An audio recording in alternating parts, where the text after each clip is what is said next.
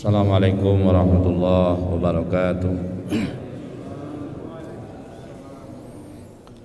Alhamdulillah, alhamdulillahilladzi arsala rasulahu bil huda wa dinil haqqi liyudhhirahu 'alad dini kullih. Asyhadu an la ilaha illallah wa asyhadu anna Muhammadan 'abduhu wa rasuluh. Allahumma salli wa sallim wa barik ala habibina wa syafi'ina maulana Muhammadin wa ala alihi wa sahbihi wa man tabi'ahum bi ihsan ila yaumiddin. Amma ba'du, Bapak Ibu para jamaah salat subuh rahimakumullah. Alhamdulillah di pagi hari ini senantiasa kita tanti-intinya mengikrarkan rasa syukur kita kepada Allah Subhanahu wa taala. Sampai saat ini Allah masih berikan kita kesehatan, Allah beri hidayah kepada kita. Dengan kesehatan itu kita bisa melangkahkan kaki kita dari rumah kita masing-masing menuju masjid yang barokah ini untuk melaksanakan sholat subuh berjamaah. Mudah-mudahan ibadah subuh kita diterima Allah Subhanahu wa taala. Amin, Allahumma amin.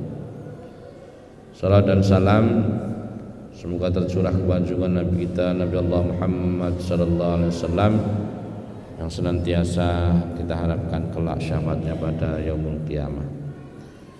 Bapak Ibu, di tempat yang mulia ini sebagaimana biasa selesai salat subuh kita akan mendengarkan hadis-hadis Rasulullah sallallahu alaihi wasallam. Mudah-mudahan dengan ini menambah ilmu kita yang kita bisa amalkan dalam kehidupan kita sehari-hari. Kita melanjut pada hadis tentang masih di dalam bab sabar ya.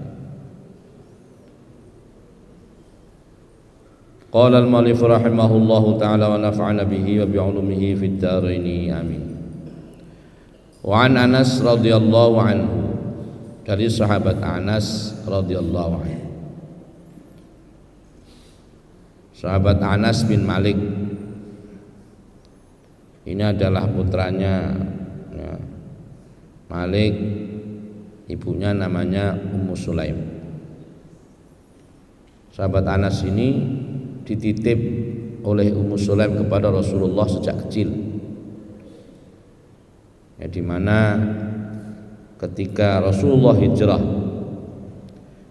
dari Mekah ke Madinah, itu banyak orang-orang Ansor, orang-orang Madinah memberikan hadiah kepada Rasulullah. Ada yang memberi unta, ada yang memberi tanah, ya, ada yang memberi macam-macam. Ya. Tapi ada perempuan ini dia tidak membawa unta, tidak membawa uang, tidak membawa persembahan untuk dipersembahkan kepada Rasulullah, pemberian berupa harta benda. Tetapi Ummu Sulaim ini menghadap Rasulullah kemudian membawa anaknya yang masih kecil. Ya Rasulullah, saya tidak memiliki apa-apa, saya hanya memiliki anak ini, maka anakku ini aku wakafkan kepadamu, yaitu Anas bin Malik. Kemudian Anas bin Malik kecil ini dibawa Rasulullah dan mengikuti Rasulullah sampai akhirnya kurang lebih 10 tahun beliau bersama Rasulullah sallallahu alaihi wasallam dan menjadi perawi-perawi hadis yang luar biasa. Ini seorang ibu yang luar biasa ya. Ibunya enggak cengeng nah, gitu. Kadang-kadang itu kita itu ibunya yang cengeng ya. Anaknya mau mondok, ibunya yang nangis-nangis ya. Ini malah Ummu Sulaim ini menyerahkan anaknya yang masih kecil untuk dibawa Rasulullah sallallahu alaihi wasallam. Ini keteguhan Ummu Sulaim.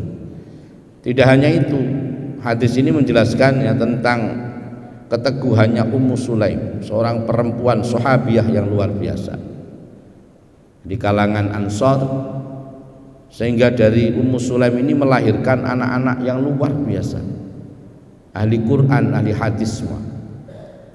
Ini karena kesabaran, ketabahan dari seorang ibu yang luar biasa. Saya baca hadisnya.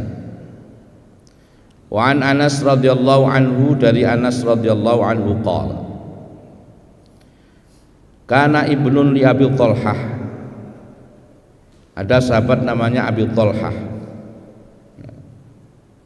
Abi Thalhah ini pensiunan perang Badar, jadi beliau ini termasuk tentara di perang Badar. Ini adalah ayah sambung daripada sahabat Anas. Ya, sahabat Ummu Sulaim itu setelah menikah dengan Anas, kemudian menikah lagi dengan Abi Thalhah radhiyallahu anhu yashtaki. Di Abi Thalhah ini memiliki anak kecil, anak yang lagi sakit. Fa kharaja Abu Thalhah, kemudian Abu Thalhah ini pergi untuk berapa waktu. Dalam kepergiannya faqubidhas sabiyyu, kemudian dalam kepergiannya ini anaknya ini meninggal dunia. Faqubidhas sabiyyu, Allah Subhanahu wa taala mengambil nyawa dari anaknya yang tadi itu, yang anak kecil tadi itu. Falamma raja'a Abu Thalhah, dan falamma raja'a, ketika Abu Thalhah pulang, qala, dia bertanya kepada istrinya, itu Ummu Sulaim, ma fa'al ibni, lagi apa anak kita? Ya kan belum tahu ini kalau anaknya meninggal. Apa jawabnya? Qalat Ummu Sulaim, Ummu Sulaim mengatakan, wahya Ummus Sabi, ya, huwa askan, dia lagi tenang, baik-baik saja. Ini belum, enggak dikasih tahu langsung. Makana faqarrabat lahul asya, kemudian tibalah waktu makan malam. Jadi kalau asya itu makan malam, kalau isya waktu sholat isya. Ya, asya itu makan malam. Maka ya ada lagi hadis yang mengatakan ketika sudah siap asya, yaitu waktu ini makan malam, dan sholat juga dikumandangkan, maka didahulukan makan malam dulu. Tapi ini ya fleksibel ya Pak ya. Kalau memang kira-kira mengganggu, ya kan gitu. Jangan sampai sholat ingat makan, daripada ya lebih baik makan ingat sholat, maksudnya gitu. Tapi kadang-kadang kita itu terbalik, ayo sholat dulu supaya makannya tenang. Apalagi nanti ada mujair yang lalapan, ya supaya tenang. Bukan kok ayo makan dulu supaya sholatnya tenang, tapi ayo sholat dulu supaya kita tenang makannya. Yang terbalik. Ya, sunnahnya juga begitu. Sunnahnya itu ya makan dulu supaya nanti sholatnya tenang. Sholat terburu-buru itu kan makruh. Dari rumah lari, ya, karena sudah qomat lari itu pun makruh. Sampai di sini ngos-ngosan sholatnya enggak khusyuk, ya sudah jalan saja. Kalau memang menjumpai rakaat berapa ya sudah itu dijalankan. Nah itu harus tenang, bawaannya tenang. Nah, sholat menahan haus, kecuali puasa loh ya, menahan lapar, menahan kencing, menahan buang air besar, ini kan makruh hukumnya. Ya sudah, kalau memang daripada itu kita buang air dulu ya gitu, nanti supaya kalau sudah tenang baru sholat. Kadang-kadang itu yang harus kita kita ngerti. Ya, jangan nahan kencing karena imamnya sudah ya nanti dapat rakaat keberapa ya sudah ikut saja, tidak masalah. Kalau makin misalnya ada yang ketinggalan satu ya ikut makmum yang itu, kan bisa juga seperti itu. Intinya sholat itu harus tenang. Jadi makanya asya ya, dari sini Setibanya malam hari, kemudian waktu makan malam, ini belum dikasih tahu nih, fata'asya, maka mereka berdua ini makan malam dengan enaknya, karena belum tahu nih, ya, Abu Thalhah belum tahu kalau anaknya sudah meninggal, sudah dimakamkan, itu nggak tahu, karena dia jadi pergi jauh. Tsumma asaba minha, kemudian setelah itu perut kenyang, bincang-bincang asik, ya, dalam hadis yang lain dijelaskan. Kemudian si Ummu Sulaim ini bersolek, ya, pakai wangi-wangian, pakai baju yang bagus, terus akhirnya mereka berdua ini berhubungan suami istri. Mereka berhubungan suami, summa asaba, ya, asaba minha, mereka berdua berhubungan suami istri. Falamma faragha qalat, ketika sudah selesai makan malam juga selesai pertandingan, ya, begitu, ya. Qalat, baru berkata waro as-sabiyah, baru Ummu Sulaim ini menceritakan apa yang terjadi atas putranya. Jadi katakan, wahai bapak, ya, seandainya ada orang nih dipinjamin dari orang, itu sekelompok kaum dipinjami dari kaum yang lain, kemudian pinjamannya itu diambil, kira-kira marah enggak ya? Ya enggak boleh marah, gitu, ya, gitu. Nah, akhirnya sudah kita ini dipinjami anak oleh Allah sebentar, anak kita sudah dipanggil diambil lagi oleh Allah Subhanahu wa ta'ala. Jadi dalam keadaan tenang dulu. Ini istri yang sholihah itu begitu tuh, ya, pintar menenangkan suaminya.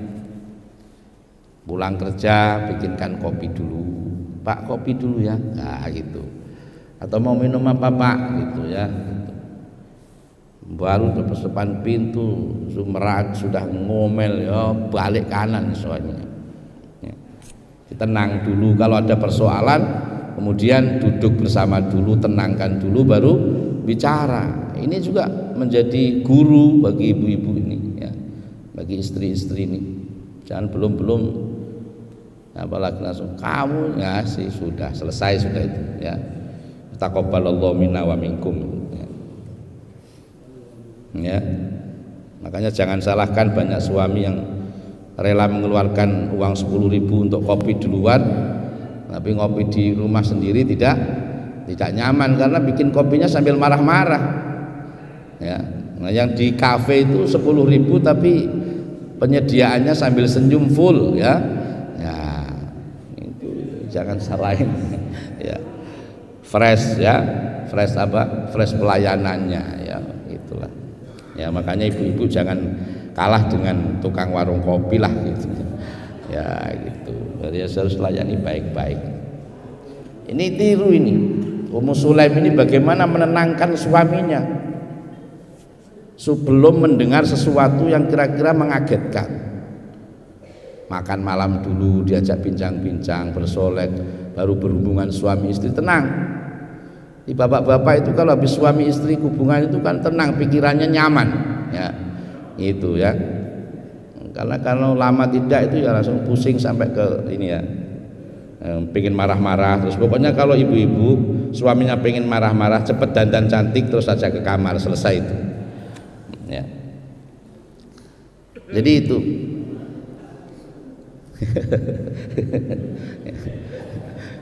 Ya, ini pengalaman katanya, pengalaman pribadi, ya, begitu, ya. Ya, jadi ini contoh ini. Jadi setelah mereka berdua selesai, kemudian diceritakan tadi anak kita itu sudah meninggal beberapa hari yang lalu. Tapi ya sempat di dalam, bukan yang di hadis ini, ya, di riwayat yang lain saya baca itu tersentak juga dan agak marah, gitu. Kemudian dilaporkanlah, falamma asbaha Abu Thalhah ata Rasulullah sallallahu alaihi wasallam. Kemudian pada pagi harinya ya agak jengkel, gitu, ya. Kamu ini tega sekali, anak kita meninggal malah kita bersenang-senang, gitu, ya. Itu saya dalam keadaan junub seperti ini. Kemudian pagi harinya Abu Thalhah ini pergi menghadap Rasulullah sallallahu alaihi wasallam. Ya Rasulullah, tadi malam itu begini-begini terjadi, diceritakan. Anak kami meninggal tapi kami tadi malam disambut oleh istri saya begini dan kemudian seperti ini. Saya agak kecewa ya Rasul. Maka Rasulullah menjawab bagaimana? Faqala a'rastumul lailah. Apakah kamu tadi malam merasakan seperti pengantin baru? Gitu ya. Qala na'am, iya ya Rasul. Gitu ya. Di arastum makanya walimatul arus, artinya waliman untuk pengantin. Artinya tadi malam itu mendapat servis yang luar biasa kayak pengantin baru, iya gitu. Qala na'am. Qala kemudian Rasulullah menjawab, Allahumma barik lahuma. Mudah-mudahan Allah memberkahi kalian berdua. Rasulullah tidak marah, tapi mendoakan mereka berdua supaya diberkahi dalam rumah tangganya. Rasulullah gembira begitu kesabarannya seorang istri ya, untuk menyampaikan berita duka yang seperti itu disampaikan dengan ketenangan, keikhlasan jiwa, ya, dengan ketenangan yang luar biasa. Tapi kalau ini kita pakai sekarang ya mungkin juga ya keterlaluan ya Pak. Artinya dulu itu nggak ada komunikasi. Intinya komunikasinya itu, apapun yang terjadi dalam rumah tangga itu komunikasi dengan baik, dengan cara-cara yang baik. Maka ketika orang itu dalam keadaan tenang, baik, maka keputusan yang diambil tidak akan salah. Kalau orang dalam keadaan emosi memutuskan sesuatu itu 90% dalam keadaan keputusan yang salah. Ya, ambil tenang dulu. Ya, bapak-bapak juga gitu, jangan kemudian lantas emosi. Kalau emosi kemudian saya talak hari ini, kamu sudah selesai. Nanti baru 2 minggu, 3 minggu, 1 bulan merasa sepi, rujuk kembali. Ya kayak anak kecil baru menyesal ya. Jadi memutuskan sesuatu itu tenang dulu ya, tenang dulu supaya keputusan yang diambil tidak salah. Jadi Abu Thalhah melaporkan kepada Rasulullah Shallallahu Alaihi Wasallam dan Rasulullah mendoakan mereka, barik lahuma, mudah-mudahan kalian berdua mendapat keberkahan dari Allah Subhanahu Wa Taala. Kemudian nggak selang lama kemudian fawaladat, kemudian hamil lagi.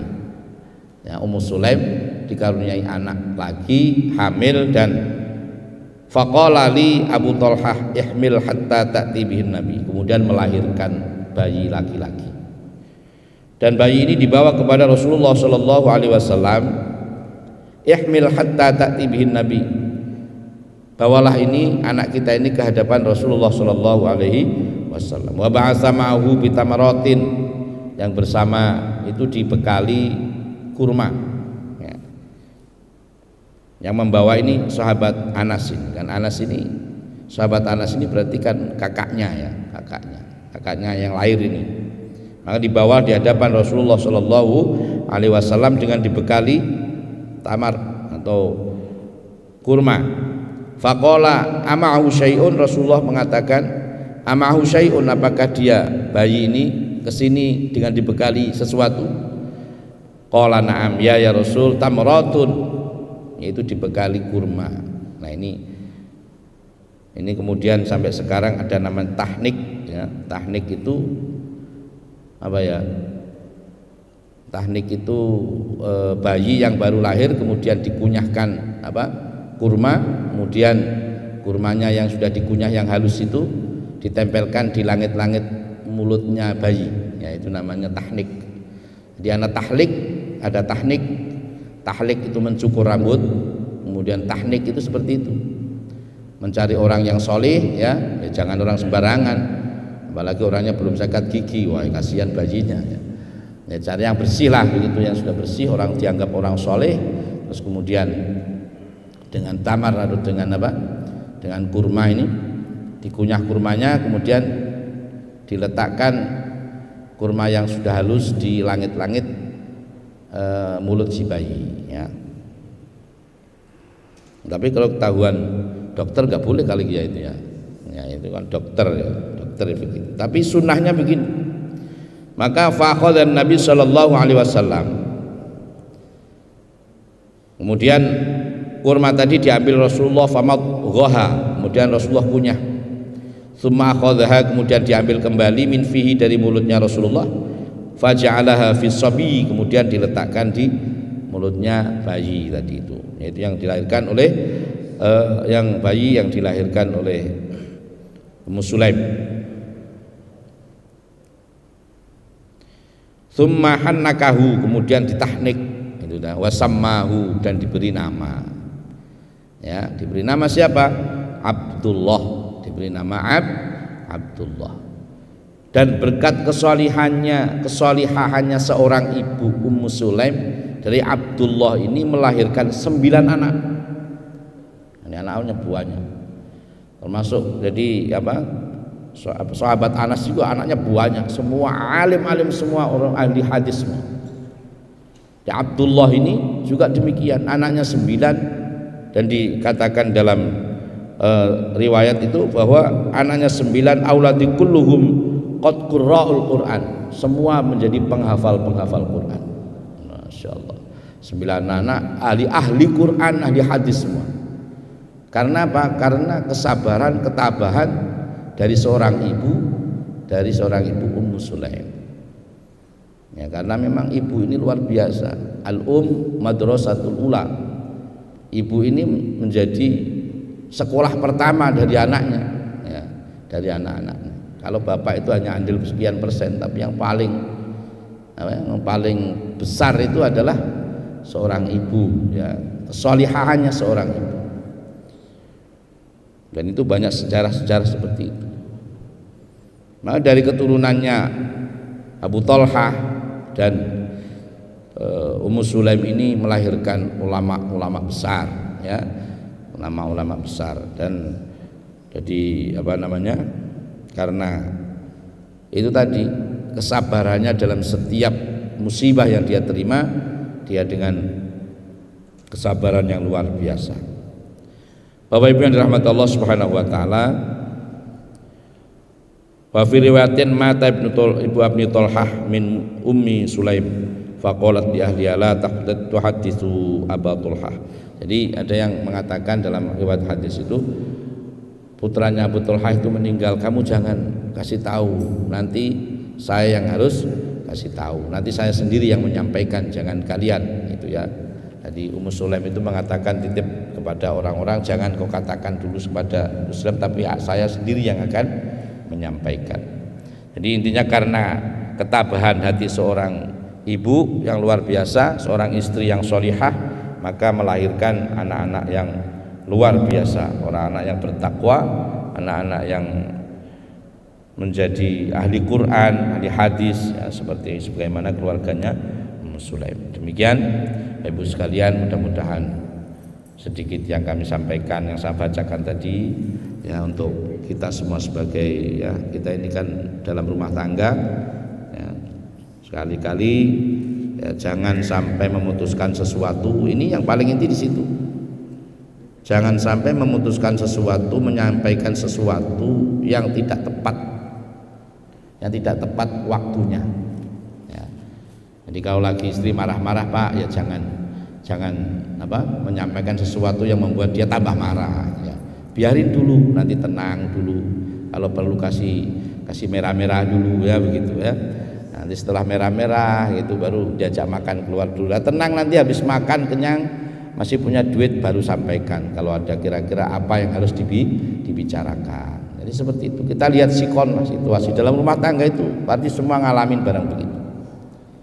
Ada masalah itu jangan spontan itu langsung diputuskan, apalagi dalam keadaan emosi. Itu pasti salah keputusan kita. Ya, artinya sekian persen, ya, itu pasti yang kita putuskan itu salah. Tapi dalam keadaan tenang, kita dalam keadaan tenang, rileks, ya, itu insya Allah akan lebih baik, ya, seperti itu. Demikian juga ibu, ya, begitu. Jadi istri juga demikian. Jadi ketika suami lagi capek, jangan menyampaikan sesuatu yang menambah capeknya suami. Ya, dilus-lus dulu, dibikin kopi dulu, ya kan? Nah, begitu Pak Tamin, ya. Insya Allah seperti itu. Ya. Demikian kan enak, ya.